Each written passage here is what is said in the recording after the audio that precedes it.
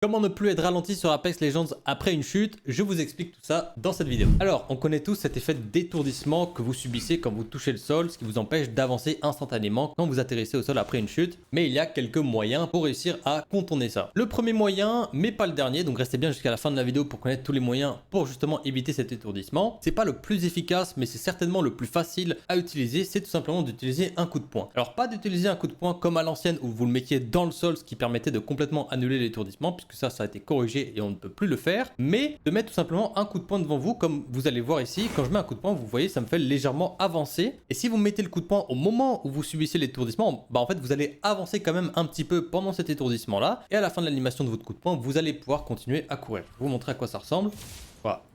C'est pas énorme, mais vous voyez, j'ai avancé un petit peu quand j'ai touché le sol, et du coup ça permet de temporiser un petit peu la durée de l'étourdissement et du coup de gagner quelques mètres. Bon, c'est pas énorme, mais ça peut faire la différence, et surtout vous pouvez l'utiliser peu importe la hauteur de laquelle vous chutez. Alors que la deuxième astuce dont je vais vous parler, ça va être celle-là, c'est tout simplement quand vous sautez d'une hauteur, si vous avez un mur à côté de vous ou un objet auquel vous pouvez vous accrocher avant d'atterrir au sol, vous pouvez tout simplement sauter, grimper sur le rebord qui est collé au sol juste avant de toucher le sol, et vous n'allez pas du tout avoir d'étourdissement. Je vais vous montrer à quoi ça ressemble. Voilà, je drop d'ici, je m'accroche au mur, et là vous le voyez, j'ai pas eu d'étourdissement du tout. Voilà, je me suis accroché au mur juste avant la fin, et après ça me permet de glisser tout simplement et de continuer à courir. Mais bon, vous vous doutez bien que cette technique-là, contrairement à la technique du coup de poing, vous pouvez pas l'utiliser partout puisqu'il vous faut un objet auquel vous pouvez vous accrocher et en plus vous laisser glisser un petit peu. Imaginez par exemple l'endroit où vous atterrissez après votre chute, et bah il n'y a tout simplement pas de mur assez grand auquel vous pouvez vous accrocher, et les seuls objets, les seuls obstacles qui sont présents dans des petits carrés par exemple comme ça, et bah ces cubes là ne sont pas assez grands pour que vous puissiez vous accrocher et que vous puissiez justement éviter l'étourdissement. Et du coup la seule technique qui vous reste, bah, c'est la technique du coup de poing qui vous permet quand même de minimiser la durée d'étourdissement que vous allez subir après une chute. Et voilà les copains, j'espère que je vous ai appris quelque chose dans cette vidéo. Si c'est le cas, n'hésitez pas à me le faire savoir dans les commentaires, et surtout à like et à vous abonner, ça me soutient énormément. Et puis j'ai pas mal de contenu éducatif sur ma chaîne, donc n'hésitez pas à y faire un tour, et on se retrouve très bientôt pour une nouvelle vidéo.